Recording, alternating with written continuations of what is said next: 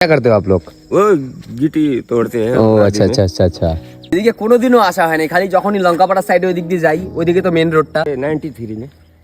93 में हुआ? हाँ। বাহ, बहुत साल हो गया। পাহাড়িয়া লোকের কত স্ট্রাগল দেখো।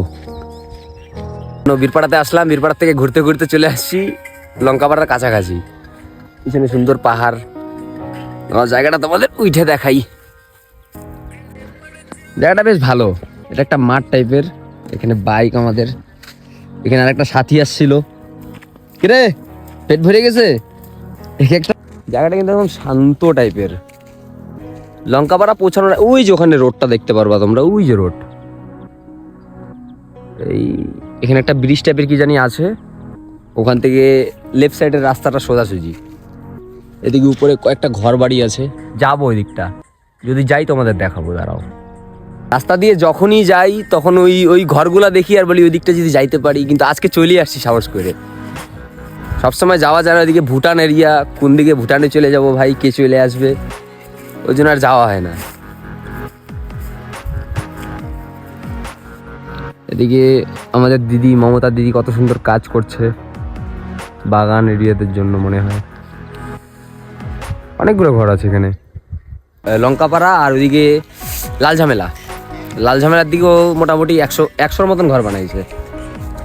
100-র বেশি হবে। তখন দেখলাম 170টার কাছাকাছি মনে হয় দেখলাম একটা ঘরের নাম্বার। প্রত্যেকটা ঘরে কিন্তু আলাদা আলাদা করে নাম্বার দেওয়া আছে ভাই, সব ঘরের নাম্বার আছে এখানে।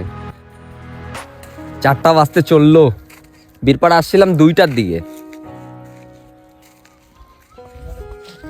সূর্যটাও সেই লাগতেছে। হ্যাঁ, ধস তো এটা অনেকদিন আগে হয়েছে রে, কম বেশি মনে হয়।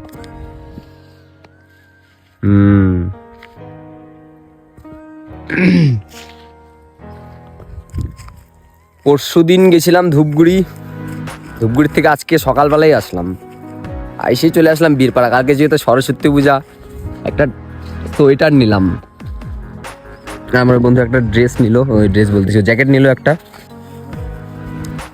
এতক্ষণ নিচের দিকটায় বসেছিলাম, ওই দিকে তোমাদেরকে দেখানোর জন্য চলে আসলাম উপরে, এই যে পাহাড়ের সামনে একদম। জায়গাটা বেশ ভালো আছে, কিন্তু পাহাড়িয়া লোকের কত স্ট্রাগল দেখো। দিক থেকে গাছ টাছ নিয়ে যাচ্ছে পশু পাখির জন্য খাবার, এতটা পথ স্ট্রাগল করে এখন ওই দিকে যাবে। এদিকে এই পাহাড়ে বেশি একটা বাড়ি নাই, অল্প কটাই বাড়ি আছে এদিকে। ওই দিকে আছে কয়েকটা বাড়ি।